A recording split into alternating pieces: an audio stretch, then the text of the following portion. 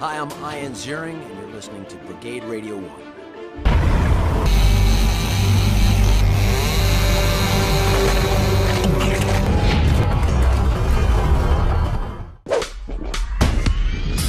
You're listening to Brigade-Radio-One.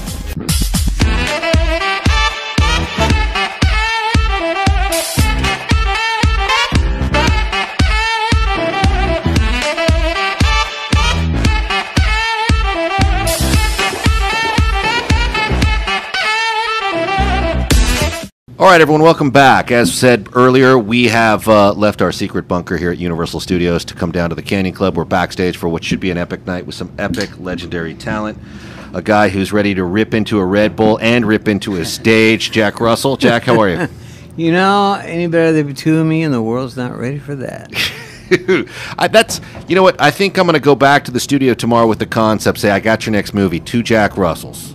And all hell breaks loose. Right. Bring in the writer. God, that's like bringing the right. Yeah. What's it like waking up in the morning and being like, dude, I'm Jack Russell. I'm so fucking awesome. It's a Tuesday. That's not what I say. Yeah, it's a Wednesday. That's It's a Thursday. You know what? Is that what you say when you get up in the morning? You know what? Every funny, day of the week. Somebody asked me that the other day. He goes, "Man, what's it like to be you?" I'm like, "Really? What's it like to be me?" Well, I don't know. I've been me my whole life. Well, walk us through it, You right? know? You wake up, you realize you're a legend, you realize you're a super. You know, I never think that. No? Man. No. I've never been like that. I've never felt like I was better than anybody else, or, you know, maybe luckier than a few. Mm-hmm. You know, I worked hard for what I have, you know, been up and down, you know, mostly through my own self-destructive behavior. You know, there's not a lot I can blame. Things that have gone wrong in my life, I have to take credit for. You know, there's been a couple things that in my life that, you know, it just kind of happened. But for the most part, you know, it doesn't suck. You know, I wake up and, you know, I kind of take stock in my life every once in a while. And, you know, I got a beautiful wife who loves me more than anything, and I live on our beautiful boat, and I get to start my boat up and go out fishing for sharks. You know, So- I'm like the quintessential rock and roller. You know. So you're like the Quint of the music industry. Like you get up on a boat. Oh yeah, dude. And you go shark hunting. I watch Jaws every night.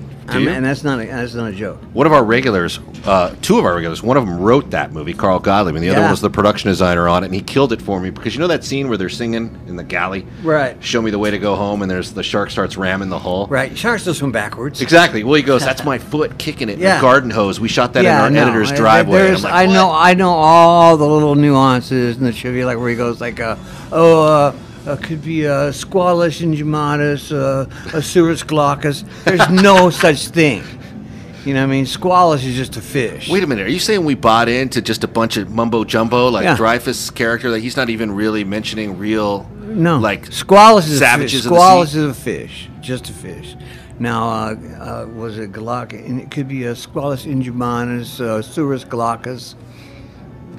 Bullus is bull. What's your favorite part of the movie? The scene where Quint talks about the Indianapolis. Yeah. That's the part I watch over and over again. That monologue was rewritten and written over again, and he tried it drunk one night, and just was, because they were partying, he wanted to do it like that, and it was just stone poop-faced.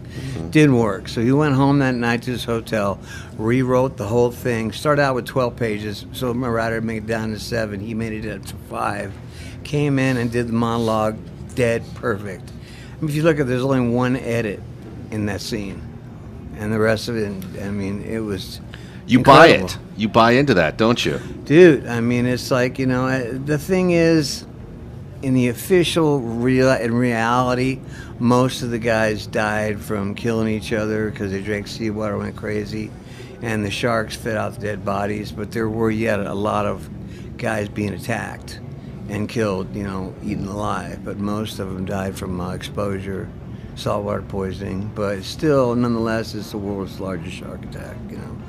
And I couldn't imagine being one of those guys in the water. I mean, just waiting to be picked off. And like when he says he was the most frightened when he was waiting for his turn. I mean, it's like that to me would be scary. I don't go in the ocean anymore. I've seen way too many white sharks out there. So you don't even go swimming, but you live on a boat, so you're okay being close. Yeah, I mean, I'll jump in the harbor and things like that. You know, I'll do the occasional, but as far as like, you know, going out, you know, and surfing and things like that, no, there's too many white sharks, man. Too many of them. I usually see one every 4 or 5 trips. You know? Yeah, I got videos of a lot of them. A buddy of mine tags them, you know, with satellite tags. I've been with him on a couple trips. We're supposed to go a lot more this year. We're planning on doing a show for Discovery. Really? And yeah, it's the fishing musician. Oh, that's awesome. Yeah. Yeah, we were dealing with the Shark Week guys not too long ago. Do you ever follow that? He's one of those guys. Oh, is he? Yeah, he works with them. He actually follows the mothership down there when they go down to Guadalupe Island, and they catch the sharks and they tag them. So, you watch Jaws every day, but not the whole thing. I mean, no, just parts of it. The whole thing. You jump to the clips you like. That's my as my wife calls it, my bedtime. You know, my lullaby. You know. You want to know what's hilarious, right? Is my daughter's 15. She sees the movie for the first time, and you know, I said, "Hey, you want to see this?" You know, Carl wrote it, so she sees it. She loves it, right? And who doesn't love Jaws? And then I go, hey, you know, he also wrote Jaws too, if you want to see that. And, you know, Carl, the writer, plays Meadows in the movie. Right. And there's a scene, you know, I'm sure being an aficionado, where he dies.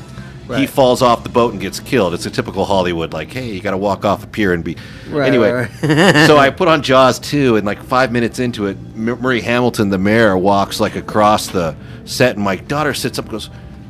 You gotta be kidding me! This guy's still the fucking mayor. After everything happened. Yeah, it's so funny. She's like, don't these people know how to vote in this town? She's like, yeah, this right. Guy's still the mayor. Well, so you know, in the killed it movie, that guy was like, I mean, in the movie, you're actually rooting for the shark. Yeah, you are. I mean, those guys are. I mean, Quinn's character was based out of Frank Mundus, who was the guy that caught the largest shark, great white in the world, and he was a stone cold prick.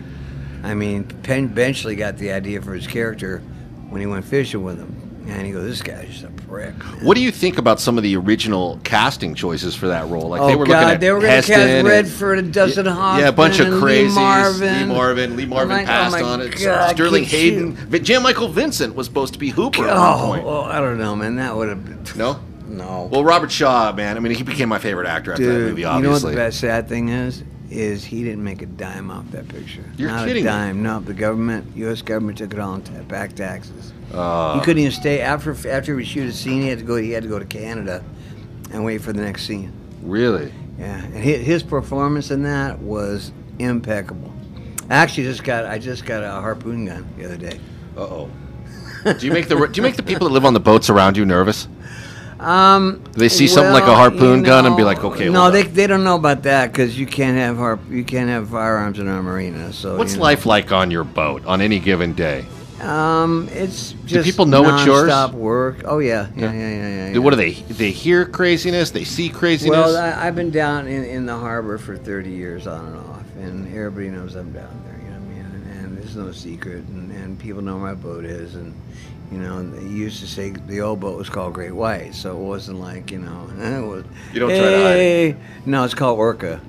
Oh, perfect. Now. Which was the knockoff with Richard Harris. Remember that movie, The Killer Whale? Right. Which was the name of Quinn's boat in Jaws. You know? So, I mean, it's funny because I have the Quint jacket, you know, the Quint hat. I wear the blue work shirt. It's like it's just funny that happened. It wasn't planned. You know what I mean? Like the pork chops I'm going to be growing the mustache won't be planned. No, I'm kidding. But you know, the character was such good. I mean, I used to say Robert Shaw became my favorite actor too after that because he was so.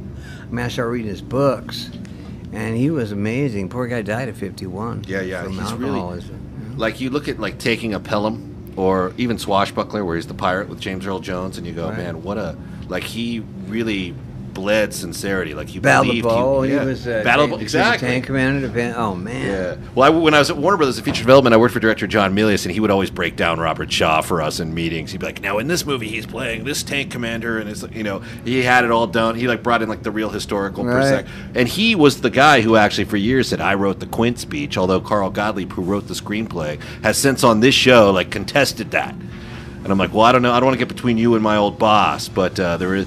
he says, no, I wrote the Quint speech, and the original screenplay writer who before went to Carl Gottlieb wrote it. Was right. And Shaw, he gives most of the credit, as you did, to Shaw. Yeah. Saying Shaw took what we wrote, came back, did it drunk, wanted a retake because he was drunk, wanted to avenge himself, came back, killed it, and it's a merge of the two or something. I mean, anyway. apparently Dreyfuss, if you see Dreyfuss in the background, he was just like got that look like of awe, you know what I mean, about the story. Half of that was awe for the story. I mean, no, half of that was acting, and the other half was just seeing this monumental performance. Like, it's like, God, this guy's an amazing actor, and they didn't get along. Yeah, no, he's I guess famous. Dreyfuss came in all, what am I doing on this island? I should be at Spago. I just did Duddy Kravitz. You better subscribe to this channel before you look uncool.